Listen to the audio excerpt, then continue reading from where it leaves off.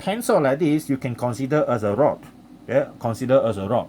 But this one, you don't consider as a rod because even though it's cylindrical, they are quite the same length, but because the size is quite big compared to this one, it's about half of this one. So this one is cylinder, not a rod. Okay, so this is a rod. Okay, a lot of things in a rod around here, but I cannot move it around, too heavy. All right, now next one is we also want to charge this rod. Okay, so we charge the rod because the rod is very thin, so we assume that the charge are lined up in a straight line on the surface only until the end of the rod. Okay, we choose positive because it's easier for our job here. Now, there is another thing that you need to know about this charge here. So if we assume the total length of the charge here is Q, so the total charge is Q, we can define another thing. Okay, we define something called the linear charge density, which has a symbol of lambda. Okay, and this linear charge density is equal to the charge over length. You remember the previous one? We have this volumetric charge density. Okay, this volumetric charge density is Q over V because of volume. This one is linear, straight line, so it is divided by the length. Okay, so that's the difference. And the last one later, you're going to have another one, charge divided by surface.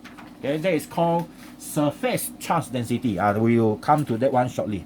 So our lambda here is also a constant. Okay, this lambda is a constant. We purposely make it that way, so it is constant everywhere. If we have 1 meter equal to 10 coulomb, that means another part here, 1 meter, also 10 coulomb. So if we have 2 meter, you're going to have 20 coulomb, and so on and so forth. All right. So that is the meaning of the linear charge density. So now, if we look at the shape here, okay, again, we draw another one. Now we want to look at the, what we call that, the electric field. Okay. Now I draw this one slightly larger. This is a cylindrical shape. Looks smaller. Okay, it's okay. Now we have this rod length like that. The length is L. So now what happened is the electric field will point away because they're all positive here. Okay, and because they're all positive, so we have electric field point away from the cylinder. It even point out to this direction, okay, and also that direction, and also in a 45 degree in all direction here, and also here. They are all 90 degree from the surface. See or not? They are all 90 degree, 90 degree. This one also 90 degree from the surface. Everywhere the same, 90 degree from the surface. And you can imagine that you're going to have a you can imagine a cylinder, okay, a cylinder of electric field pointing away. Okay, so this is the cylinder of electric field, something like that. Okay, and then even up to here. Okay, even up to here. So I'll draw only part of this. All right. Now, this outer cylinder is our Gaussian surface now. Okay, this is our Gaussian surface. So outer cylinder here, this is the one. Okay, so the dotted line means is inside there. Okay, the length of this Gaussian surface is L, same like the length of the rod itself. Okay, and what we want to know is when we are going further and further from the rod, okay, when we are going further from the rod, we want to study how is that electric field changing. But we know it must be reducing in size, in magnitude, because you look at the electric field, they are actually spreading out. they are getting further and further from each other. Okay, the direction are diverging. So that means when electric field are further and further from each other, that means electric field become weaker. It's more or less like this. Okay, let's draw something like that. So for example, I have a electric field here, and this is not a constant electric field, like that. So now there are two positions. Let's assume the electric field all point to that direction. Now there are two positions. One is here, another one is here. Okay, you see that this location here, the electric field are dense because they are very near. So I call this one E1. And then here they are separated to a larger surface area. So this is E2. This location here, because they're separated further from each other, so E2 is actually smaller than E1 by magnitude. Alright, so that is a meaning, more or less the same like this, except this one is a straight line, this one I draw curve. Okay, so now come to our diagram here. So we know that the charge density, linear charge density, is a constant. So we are going to use our Gauss law now. Okay, our Gauss law to get our formula.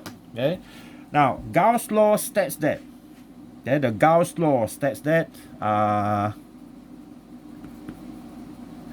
the delta phi is equal to charge enclosed divided by epsilon naught. Now we only study the outside because we know that the inside got no electric field. Remember the first conducting sphere, everything inside the conducting material, no electric field, including this one. So we don't have to study that. Assuming that the charge is not accelerating, because when the charge is accelerating, that is the electrodynamic. We are studying electrostatic. Okay, now next one is this one. This one is EA Q enclosed divided by epsilon naught. And then our surface area is this surface area. Okay, this is our surface area here, the curved surface area here, not this circular surface area in front here and there, because they just simply pass through parallel, so they don't cut through. We want the one that actually make 90 degree. See or not? The one that is making 90 degree here. So our surface area is a curved surface area, is a cylinder. So our curved surface area is the circumference or the perimeter multiplied by the length L. So the circumference is 2 pi r multiplied by L, and is equal to the charge enclosed Q over epsilon naught. We move this one over to that side. Now we have this formula, 1 over 2 pi epsilon naught R and L. Okay, R and L. Q is up here. Okay, but if you refer back to this equation, the Q over L is actually lambda. So we can simplify our equation, become lambda over 2 pi epsilon naught. Okay, and this is all constant, 1 over R. Okay, 1 over R. So this is our equation for long thin rod. Okay, long thin conducting rod. Okay, so we can see that E is inversely proportional to the R. Alright, so now the next one is we want to know the graph. This graph is actually very simple. So our graph of E against R. Okay, E against R. So now let's assume we look at that situation from the center. Okay, so now we assume that this is our cylinder, very small cylinder here. We see from the front of the cylinder, right? So the diameter is 2r and the length is go in. Okay, so now we have the guideline. This is our center. Okay, and this one is our R, and now this one here is the size of the conductor. This is the what called the radius of the conductor. Okay, the radius of the conductor, and this is our E. Now we know that because we are starting outside, right? we are studying outside, so the curve, it is a curve, except this curve is not that curve compared to this one. It is less curve, okay, because the power of r is only 1. So in order that value is curving down, but shallower. See or not? It's shallower. Not that curve compared to the one before. And then, as we know, inside there got nothing. 0. Okay, we got 0 electric field. Even though we are not studying we didn't analyze the one inside, but we know it is 0 because this is conducting rod. Okay, it is a conducting rod. So that is our graph. Okay, so our graph here give us this. This is the E directly proportional to 1 over R from here. The rest are constant. Alright, so that is our third application. Okay, our third application. Come to the next one is our fourth application. Okay, our fourth application, thin lamina, thin surface. Okay, thin surface, that is number 4. We call that one lamina surface. Okay, lamina surface. That means a surface area that is very thin. Okay, how thin? I cannot tell you how thin, but it's roughly this is thin, right? This is very thin. All right. This is thinner than this one, but as long as the thickness is small compared to the surface area. For example, is this one thin? Well, not really that thin because it's measurable. But if I ask you, is this paper thin or not? Well, it's very thin compared to the surface area. So everything are relative. So now we come to the laminar surface. Okay, so our laminar surface, there are 2 laminar surface that we want to study. I draw one of these laminar surface. First, I will assume that number 1 is conducting laminar surface.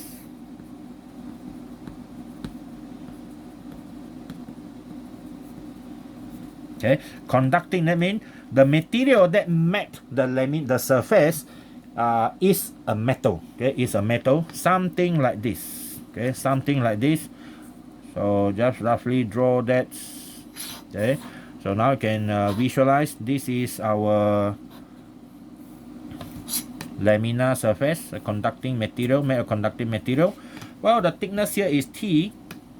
Okay, and then the surface area here is A. Okay, and we charge it. Okay, we charge it. So what happened to the charge when it is a conductor? The charge will be spread all over the conductor, but not inside. Okay, not inside. So it will be here. The total charge here is Q over this surface area A. Okay, surface area A, and the total charge on the surface is Q. So you are going to have electric field pointing out from the surface. A lot of them. Okay, a lot of them pointing out, all parallel with each other. Okay, imagine every corner there we have electric field pointing out. Every corner. And they are all parallel. Alright, so these are electric field. Alright, so we are going to look from the side. Now we see from here. We're going to see from this angle. This is our eye. We're going to see from here. Okay, so that we have this one now. Okay, we have this surface area. This one is this side here. Okay, so we're going to have electric field pointing out. But again, we only look at this surface. The charge will be under the surface. The other side here, we also have charge, but we don't look at that one because the charge at the surface here, the electric field can only come out through this surface, away from this surface, but the electric field cannot penetrate into the conductor itself because according to our first application, remember, inside a metallic material, there is no electric field because they cannot penetrate inside. Alright, assuming the charge is static. Okay, static. Alright, now how do we want to study this? We want to find how the electric field changes according to the distance further away from here. So we're going to draw a Gaussian surface. Our Gaussian surface will be something like this, the same shape. okay, the same shape like the original surface, but is at a distant r away, okay, at a distant r away. So let's assume we draw that surface here. This is our Gaussian surface, okay, and it is at a distant r, okay, away. So this is our Gaussian surface. This one is also our Gaussian surface. Okay, and our Gaussian surface have a area A. Okay, the area is A here. Okay, area is A. Now, we need to define something new here. Like previously, we have this what we call that? We have that we call the linear charge density, volumetric charge density here. We define something new. We defined surface charge density. Okay, and it is given by sigma is equal to the charge, total charge, divided by the surface area. Okay, so that is our surface charge density. So now we're going to study the electric field at r distance away that cut through this surface. Okay, so our charge, our Gauss law. Okay, we start with Gauss law. So our Gauss law states this: delta flux is equal to the charge enclosed divided by epsilon naught. EA equal to Q enclosed divided by epsilon naught. And then our surface area is A, no changes, and our charge is Q over epsilon naught.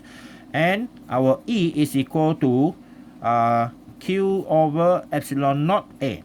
But remember, your Q over A is equal to sigma, right? So E is equal to sigma over epsilon naught.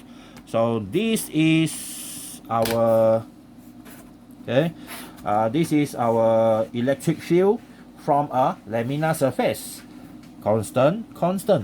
So that means you are, no matter how you move away from the surface area, it will be constant. That means the energy never drop. Electric field never diverge away. Well, that is at least theoretical. But when it comes to reality, in air, in vacuum, they will spread out eventually. Okay, they will spread out eventually. Okay, so that means if we plot a graph from for E against distant r, okay, against distant r, what you want to get is actually a horizontal line, and that value is equal to sigma over epsilon naught. Okay, is a constant. Alright, that is the laminar surface for conducting laminar surface. Now come to the next one, which is B. Now our B here is a non-conducting laminar surface. Okay, non-conducting laminar surface. Our non-conducting laminar surface is the same shape, except now it is non-conducting material. Okay, it's a non-conducting material. So if it is a non-conducting material, the charge will not move. Okay, the charge will not move, so it will stay everywhere inside. Okay, so we're going to draw the charge like that. Okay, inside. They're not going to move to the surface because they cannot move to the surface because we charge it uniformly. So the total charge is Q and the surface area is A. Okay, now the difference compared to this one is because it is non-conducting material, so the electric field can penetrate to two directions. Okay, so now we're going to see the whole thing from this point of view. So our eye will be here. Okay, see the whole thing. So now I'm going to draw this one slightly at the center. Okay, so now our charge is inside, and now our electric field will be pointing to both direction, out to both direction. Okay, so here and here, here, these are all E. Okay, electric field from the same total charge. So the charge is Q and A. Now we are going to put two Gaussian surface in two locations. One is here, and another one will be here. Same shape, so we have two Gaussian surface because the electric field are going out to two directions. So this is our Gaussian surface. Okay, our Gaussian surface A. Got 2A, remember, the surface area is A on both sides. A here and A here also. And then according to Gauss law again, okay, delta phi is equal to charge enclosed divided by epsilon naught. This is E 2A, remember 2A, and then the charge inside here is Q over epsilon naught. Now what happens next is the E is equal to Q over 2 epsilon naught A. But Q over A is equal to this value.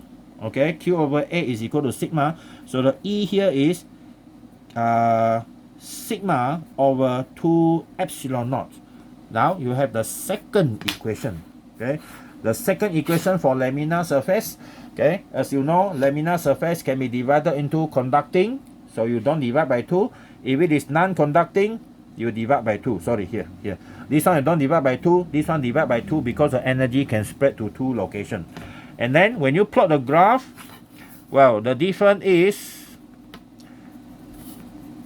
the value is lower. Instead of here, the value will be lower because you divide by 2. Okay, so that is epsilon over sigma over 2 epsilon naught. Okay, so that one is our Gauss law. So we have finished Gauss law.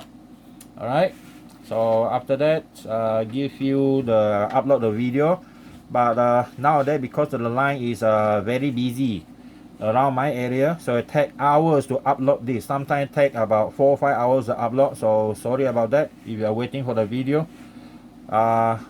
Anyway, make sure you watch the video because your exam question will be from my tutorial, and your tutorial how to solve it will be referring to my lecture through this online video.